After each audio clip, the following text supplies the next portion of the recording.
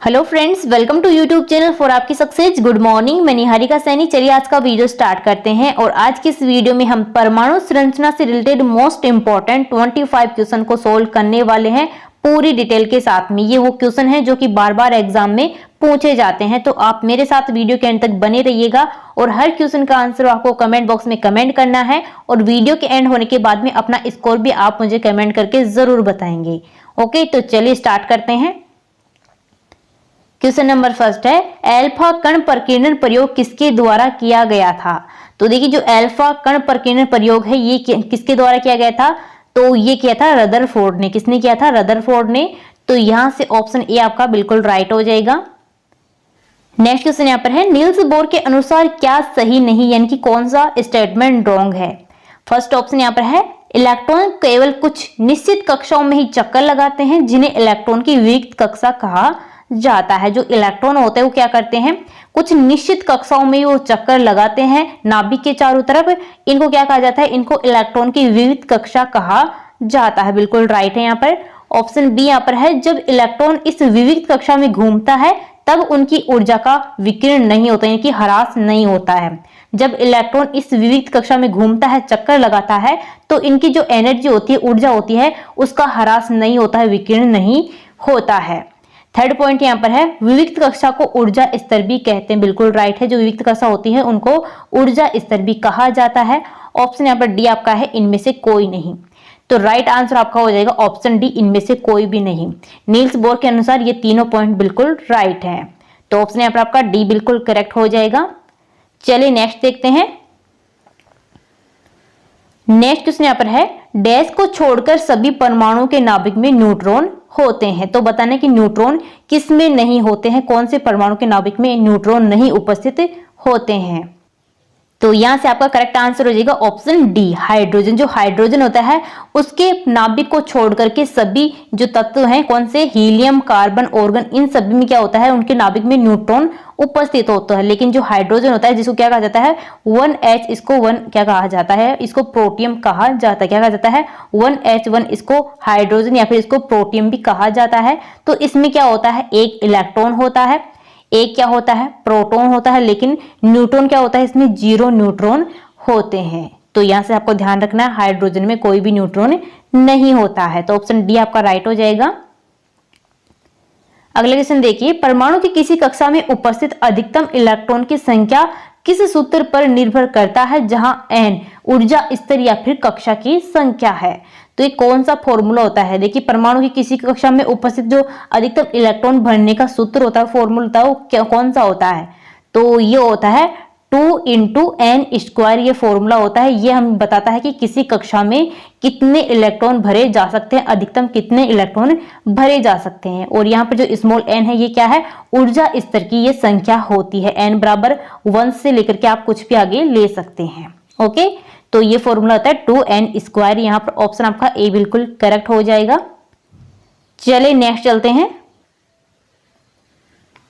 Next question यहाँ पर है, परमाणु की विभिन्न कक्षाओं में इलेक्ट्रॉन के वितरण के लिए डैश ने कुछ नियम प्रस्तुत किए हैं। तो ये किसने दिए थे?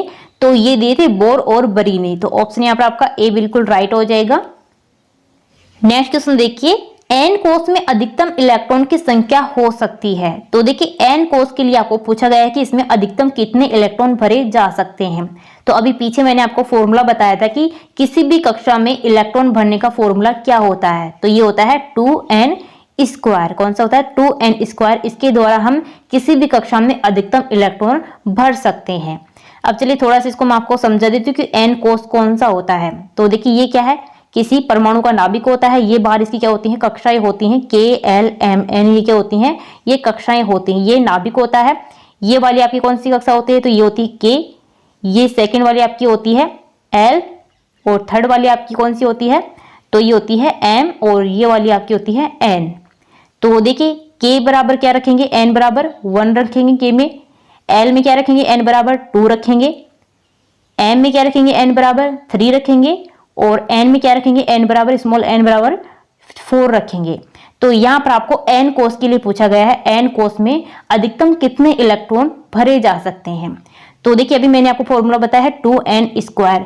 तो n के स्थान पर हम क्या रखेंगे, 4 यहाँ पर रखेंगे, 4 रखेंगे, तो यहाँ पर आपका आंसर आ जाएगा n की जगह हम 4 रखेंगे, इसका स्क्वायर कर दिया तो आपका आंसर यहाँ पर आ जाएगा 32। ओके, तो यहाँ से आपका राइट आंसर हो जाएगा ऑप्शन डी कि n कोष में अधिकतम इलेक्ट्रॉन कितने भरे जा सकते हैं, तो ये भरे जा सकते हैं 32। ओके, तो ऑप्शन आपका यहाँ पर डी बिल्कुल राइट हो जाएगा। ये फॉर्मूला आपको यहाँ से याद रखना है 2n²। तो चलिए अब नेक्स्ट क्वेश्चन देखते हैं। नेक्स्ट क्वेश्चन देखिए, अगर किसी परमाणु का K और L कोष भरा है तो उस परमाणु में इलेक्ट्रॉन की संख्या क्या होगी। तो देखिए अभी पीछे मैंने आपको बताया है जो K कोष होता है ये पहला कोष होता है, इसमें n बराबर हम 1 रखते हैं, और जो L कोष होता है ये दूसरे नंबर का कोष होता है, कक्ष होता है, इसमें n बराबर हम 2 रखते हैं।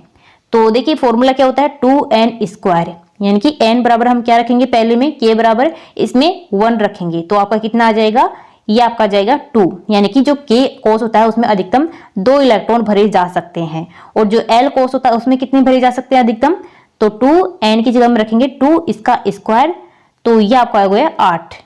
तो देखिए L जो कोष होता है उसमें टोटल 8 इलेक्ट्रॉन भरे जा सकते हैं अधिकतम, तो टोटल कितने हो गए, ये दोनों क्या है पूरे भरे हुए हैं, K और L कोष क्या है पूरा भरा हुआ है, तो इसमें कितने इलेक्ट्रॉन होंगे दोनों मिलाकर के टोटल, तो ये जाएंगे 8 L में और 2 किसमें K कोष में, तो टोटल हो गए 10 इलेक्ट्रॉन।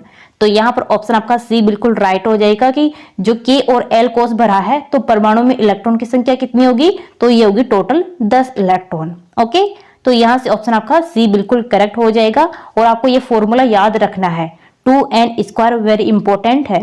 ओके, चलिए नेक्स्ट देखते हैं। नेक्स्ट क्वेश्चन यहाँ पर है, किसी परमाणु की बाह्यतम कक्षा में उपस्थित इलेक्ट्रॉन को क्या कहते हैं। तो देखिए कोई परमाणु है और उसकी सबसे बाहरी कक्षा में उपस्थित जो इलेक्ट्रॉन होते हैं उनको क्या कहा जाता है, तो इसको संयोजकता इलेक्ट्रॉन कहा जाता है। तो ऑप्शन यहाँ पर आपका बी राइट हो जाएगा। नेक्स्ट क्वेश्चन देखिए, जिन परमाणु की बाह्यतम कक्षा पूर्ण होते हैं उसकी संयोजकता कितनी होती है। तो देखिए जिन भी परमाणु के बाह्यतम जो कक्ष होते हैं कोष होते हैं वो पूरी तरह से भरे हुए होते हैं, तो उनकी संयोजकता कितनी होती है, तो उनकी जो संयोजकता होती है वो 0 होती है। कितनी होती है, 0 होती है। अब देखिए संयोजकता किसको कहा जाता है, तो परमाणु अपनी बाहरी कक्षा में 8 इलेक्ट्रॉन को पूरा करने के लिए, कितने 8 इलेक्ट्रॉन को पूरा करने के लिए जितने इलेक्ट्रॉन देता है या फिर ग्रहण करता है, तो उसी को क्या कहा जाता है, संयोजकता कहा जाता है, वैलेंसी इसको कहा जाता है। तो देखिए पूरी तरह से कक्ष भरा हुआ है, अंतिम जो कक्ष होता है वो पूरी तरह से भरा हुआ है, तो उसकी जो संयोजकता होती है वो 0 होती है। ऑप्शन सी आपका राइट हो जाएगा। नेक्स्ट क्वेश्चन यहाँ पर है, किसी तत्व की परमाणु संख्या वही होती है जितनी उस तत्व के परमाणु पर होते हैं। ऑप्शन आपको देंगे, इलेक्ट्रॉन की संख्या होती है, नाभिक में न्यूट्रॉन की संख्या होती है, नाभिक में प्रोटॉन की संख्या होती है, या फिर नाभिक में प्रोटॉन और न्यूट्रॉन की संख्या होती है। तो यहाँ पर आपका राइट आंसर हो जाएगा ऑप्शन सी, नाभिक में प्रोटॉन की संख्या होती है। किसी तत्व की परमाणु संख्या क्या होती है, जो कि नाभिक में जो प्रोटॉन की संख्या होती है वो ही परमाणु की क्या होती है, संख्या होती है, एटॉमिक नंबर होता है। तो ऑप्शन आपका यहाँ पर सी करेक्ट हो जाएगा। नेक्स्ट क्वेश्चन देखते हैं। नेक्स्ट क्वेश्चन यहाँ पर है, जिसकी संयोजकता 0 होती है उसे हम कहते हैं। तो बताना कि जिनकी संयोजकता 0 होती है, यानी कि उनका जो अंतिम कक्ष होता है वो पूरी तरह से भरा होता है, तो उनकी जो संयोजकता होती है वो क्या होती है, 0 होती है, 0 होती है। तो उसको हम क्या कहते हैं, क्षारीय तत्व, अक्रिय तत्व, हैलोजन तत्व या फिर मृदा तत्व। तो यहाँ पर करेक्ट आंसर हो जाएगा ऑप्शन बी, अक्रिय गैस इनको कहा जाता है। जिनकी क्या होती है, संयोजकता 0 होती है, 0 होती है, उनको अक्रिय गैस यानी कि अक्रिय तत्व हम कहते हैं। ओके, चलिए नेक्स्ट क्वेश्चन देखिए। हीलियम एक अक्रिय तत्व है लेकिन इसके बाह्यतम कक्षा में डैश इलेक्ट्रॉन है। तो बताना कि हीलियम क्या है, एक अक्रिय तत्व है लेकिन इसके बाह्यतम कक्षा में कितने इलेक्ट्रॉन होते हैं, तो इसके बाह्यतम कक्षा में 2 इलेक्ट्रॉन होते हैं। तो ऑप्शन यहाँ पर आपका सी बिल्कुल राइट हो जाएगा। नेक्स्ट देखिए, एल्यूमिनियम का द्रव्यमान संख्या 27 है, तो इसमें उपस्थित इलेक्ट्रॉन की संख्या कितनी होगी। तो देखिए एल्यूमिनियम आपको एलिमेंट दे रखा है, इसकी द्रव्यमान संख्या आपको दे रखी है 27, तो आपको पूछा गया है कि इसमें इलेक्ट्रॉन की संख्या कितनी होगी। तो देखिए द्रव्यमान संख्या क्या होती है, प्रोटॉन की संख्या प्लस में न्यूट्रॉन की संख्या, ये क्या होती है, द्रव्यमान संख्या होती है, जो कि आपको कितनी दे रखी है, 27 ये दे रखी है। अब देखिए एल्यूमिनियम में आपको एलिमेंट दे रखा है, तो एल्यूमिनियम कितने नंबर पर आता है आपको पता है, तो ये आता है 13 नंबर पे। कितने नंबर पर आता है, 13 नंबर पे एल्यूमिनियम आता है। अब देखिए जो परमाणु क्रमांक होता है यानी कि जो एटॉमिक नंबर होता है उतने क्या होते हैं उसमें प्रोटॉन होते हैं, उतने उसमें इलेक्ट्रॉन होते हैं। तो देखिए इसका एटॉमिक नंबर कितना होता है, 13 होता है एल्यूमिनियम का। तो इसमें प्रोटॉन की संख्या भी कितनी होगी, 13 होगी, और इलेक्ट्रॉन की संख्या भी कितनी होगी, तो वो भी 13 होगी। अगर परमाणु कैसा है, यानी कि जो एलिमेंट हो कैसा है, अगर वो उदासीन है तो उसमें इलेक्ट्रॉन की संख्या भी परमाणु संख्या के बराबर होगी और प्रोटॉन की संख्या भी परमाणु संख्या के बराबर होती है। तो यहाँ पर आपको इलेक्ट्रॉन की संख्या पूछी गई है, तो ये कितनी होगी, 13 हो जाएगी। तो यहाँ से ऑप्शन आपका सी बिल्कुल करेक्ट हो जाएगा। चलिए नेक्स्ट चलते हैं। नेक्स्ट क्वेश्चन यहाँ पर है, यदि किसी परमाणु में इलेक्ट्रॉन की संख्या प्रोटॉन की संख्या से कम है तब परमाणु डैश होगा, धनावेशित होगा, ऋणावेशित होगा, उदासीन होगा, या फिर इनमें से कोई भी नहीं। तो यहाँ पर आपका राइट आंसर हो जाएगा ऑप्शन ए, धनावेशित होगा। कैसा होगा परमाणु, ये धनावेशित होगा यदि परमाणु में इलेक्ट्रॉन की संख्या प्रोटॉन की संख्या से कम होती है। अब देखिए आपको पूछा गया है इलेक्ट्रॉन की संख्या है ये कम होती है किसी प्रोटॉन से। अब देखिए इलेक्ट्रॉन कैसा होता है, ये नेगेटिव होता है, और प्रोटॉन कैसा होता है, पॉजिटिव होता है। तो आपको पूछा गया है कि इलेक्ट्रॉन की संख्या कैसी है, कम है, तो यानी कि परमाणु कैसा होगा, तो ये होगा पॉजिटिव होगा। कैसा होगा, पॉजिटिव होगा, धनावेशित होगा। तो यहाँ से ऑप्शन ए आपका राइट हो जाएगा। नेक्स्ट क्वेश्चन यहाँ पर देखिए, एक ही तत्व के परमाणु जिनकी परमाणु संख्या समान लेकिन द्रव्यमान संख्या अलग अलग होती है उसे डैश कहते हैं। तो देखिए कोई तत्व है, एलिमेंट है, और उसकी परमाणु संख्या क्या है, समान है, यानी कि एटॉमिक नंबर क्या है, समान है, लेकिन जो द्रव्यमान संख्या है वो क्या है, अलग अलग है, भिन्न भिन्न है। तो इसको क्या कहते हैं, तो इसको कहा जाता है समस्थानिक। क्या कहा जाता है इसको, समस्थानिक इसको कहा जाता है, आइसोटॉप्स इसको कहा जाता है। तो यहां से ऑप्शन आपका बी बिल्कुल करेक्ट हो जाएगा। चलिए नेक्स्ट चलते हैं। नेक्स्ट क्वेश्चन यहाँ पर है, हाइड्रोजन के किस समस्थानिक के पास कोई न्यूट्रॉन नहीं है। तो देखिए हाइड्रोजन के 3 समस्थानिक होते हैं, आपको पता होगा कौन कौन से होते हैं, 1H1, 1H2 और थर्ड कौन सा होता है, 1H3। तो ये 3 क्या होते हैं, हाइड्रोजन के समस्थानिक होते हैं, आइसोटॉप्स होते हैं। तो आपको पूछा गया है कि इन तीनों समस्थानिक में से कौन से समस्थानिक के पास में न्यूट्रॉन नहीं होते हैं। तो ये नहीं होते किसके साथ में, प्रोटियम के पास में, यानी कि जो हाइड्रोजन होता है 1H1 होता है, इसके पास में न्यूट्रॉन की संख्या नहीं होती है। इसमें परमाणु क्रमांक 1 होता है और द्रव्यमान संख्या भी 1 ही होती है, इसमें प्रोटॉन की संख्या नहीं होती है। तो ऑप्शन आपका यहाँ पर ए राइट हो जाएगा। इसको प्रोटियम इसको कहा जाता है, सेकंड वाले को ड्यूटेरियम कहा जाता है, और थर्ड वाले को ट्राइटियम कहा जाता है। ड्यूटेरियम के पास में 1 न्यूट्रॉन होता है और ट्राइटियम के पास में 2 न्यूट्रॉन होते हैं। ओके, चलिए नेक्स्ट चलते हैं। अगला क्वेश्चन देखिए, निम्नलिखित में से कौन सा एक हाइड्रोजन का अस्थिर समस्थानिक है। तो देखिए हाइड्रोजन के 3 समस्थानिक होते हैं, आइसोटॉप्स होते हैं।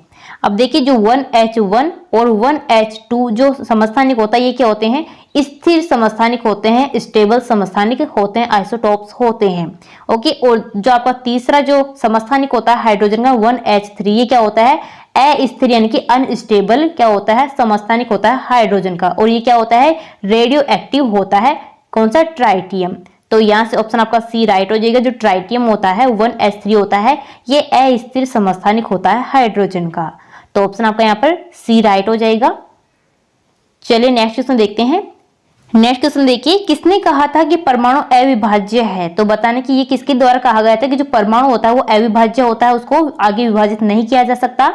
तो ये कहा था डाल्टन ने। ऑप्शन यहाँ पर आपका बी बिल्कुल राइट हो जाएगा। चलिए अगला क्वेश्चन यहाँ पर देखिए, इलेक्ट्रॉन की खोज किसने की थी। तो इलेक्ट्रॉन की जो खोज की गई थी वो की गई थी जे थॉमसन के द्वारा। तो यहाँ से ऑप्शन आपका सी राइट हो जाएगा। अब देखिए जो इलेक्ट्रॉन होता है उस पर कितना चार्ज होता है, तो ये होता है -1.6 × 10⁻⁻19 कूलम। इस पर क्या होता है, चार्ज होता है किस पर, इलेक्ट्रॉन पर। और प्रोटॉन पर कितना होता है, तो ये होता है +1.6 × 10⁻⁻19 कूलम। दोनों यहाँ पर सेम होते हैं, लेकिन इसमें क्या होता है, इलेक्ट्रॉन जो होता है वो नेगेटिव में होता है और जो प्रोटॉन का होता है वो पॉजिटिव में होता है। बस यही इसमें अंतर होता है। और देखिए जो इलेक्ट्रॉन का द्रव्यमान होता है वो कितना होता है, तो ये होता है कितना, 9.1 × 10⁻⁻31 kg इसका द्रव्यमान होता है किसका, इलेक्ट्रॉन का। तो ये आपको यहाँ से याद रखना है। ओके, ऑप्शन सी करेक्ट हो जाएगा। नेक्स्ट क्वेश्चन देखिए, केनाल रे जो कि एक धनावेशित विकिरण है का पता किसने लगाया था। तो देखिए जो केनाल रे है, जो केनाल किरणें होती हैं वो एक क्या होती है, धनावेशित विकिरण होती हैं। तो इसका पता किसने लगाया था, तो ये लगाया था किसने, गोल्डस्टीन ने। ऑप्शन आपका यहाँ पर डी बिल्कुल राइट हो जाएगा। नेक्स्ट क्वेश्चन यहाँ पर है, एक प्रोटॉन का द्रव्यमान एक इलेक्ट्रॉन से लगभग डैश भारी या हल्का होता है। तो देखिए यहाँ पर राइट आंसर आपका हो जाएगा 2000 गुना भारी होता है। तो ऑप्शन आपका बी यहाँ पर राइट हो जाएगा। एक प्रोटॉन का जो द्रव्यमान होता है वो एक इलेक्ट्रॉन से लगभग 2000 गुना भारी होता है। अगला क्वेश्चन यहाँ पर देखिए, प्रोटॉन का द्रव्यमान डैश इकाई और उसका आवेश डैश लिया जाता है। तो प्रोटॉन का जो द्रव्यमान होता है वो कितना इकाई लिया जाता है और उसका आवेश कितना लिया जाता है। तो यहाँ पर आपका राइट आंसर हो जाएगा ऑप्शन ए। प्रोटॉन का जो द्रव्यमान होता है वो 1 इकाई लिया जाता है और उसका जो आवेश है वो +1 लिया जाता है। तो यहाँ से ऑप्शन आपका ए बिल्कुल राइट हो जाएगा, 1 और +1। अगला क्वेश्चन यहाँ पर देखिए, एक उदासीन परमाणु में प्रोटॉन की संख्या इलेक्ट्रॉन की संख्या से डैश होता है। तो देखिए जो उदासीन परमाणु होता है उसमें प्रोटॉन की जो संख्या होती है वो इलेक्ट्रॉन की संख्या से किस प्रकार होती है, यानी कि ज्यादा होती है, कम होती है, बराबर होती है। तो यहाँ पर आपका राइट आंसर हो जाएगा ऑप्शन सी। जो उदासीन परमाणु होता है जिस पर कोई भी चार्ज नहीं होता है तो उसमें इलेक्ट्रॉन की जो संख्या होती है वो प्रोटॉन की संख्या के बराबर होती है, इक्वल होती है। तो ऑप्शन आपका यहाँ पर सी करेक्ट हो जाएगा। नेक्स्ट क्वेश्चन देखते हैं। नेक्स्ट क्वेश्चन यहाँ पर है, परमाणु संरचना का सबसे पहला मॉडल किसके द्वारा दिया गया। तो ये दिया था किसने, जे थॉमसन ने। तो ऑप्शन आपका यहाँ पर डी राइट हो जाएगा। नेक्स्ट क्वेश्चन यहाँ पर है, अगर तरबूज एक परमाणु है, तरबूज का लाल भाग खाने वाला धनावेश और तरबूज में बीज इलेक्ट्रॉन है, तो परमाणु का यह मॉडल किसका है। तो ये अभी मैंने आपको बताया, ये दिया था किसने, जे थॉमसन ने। ऑप्शन आपका यहाँ पर बी राइट हो जाएगा। अब देखिए तरबूज क्या है, एक परमाणु, तरबूज को क्या माना गया है, एक पूरा परमाणु माना गया है। और तरबूज में जो लाल भाग होता है, जो खाने वाला पार्ट होता है, उसको क्या कहा था, उसको कहा था धनावेश। जबकि उसमें जो बीज होते हैं, क्या होते हैं, तरबूज में जो बीज होते हैं उनको क्या कहा था, इलेक्ट्रॉन इनको कहा था। तो ये किसने दिया था, ये मॉडल किसने दिया था, तो ये दिया था जे थॉमसन ने। तो यहाँ पर ऑप्शन आपका बी बिल्कुल करेक्ट हो जाएगा। तो फ्रेंड्स हमारा आज का वीडियो यहीं पर कंप्लीट होता है। यहाँ पर हमने परमाणु संरचना से रिलेटेड मोस्ट इंपॉर्टेंट 25 क्वेश्चन को यहाँ पर सोल्व कर लिया, वो भी एक्स्ट्रा फैक्ट के साथ में। ये वो क्वेश्चन है जो बार बार एग्जाम में रिपीट होते रहते हैं। तो देखिए आपका यहाँ पर क्या स्कोर रहा है वो भी आप मुझे कमेंट करके जरूर बताएंगे।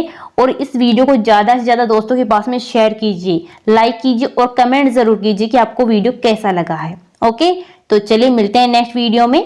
Thank you.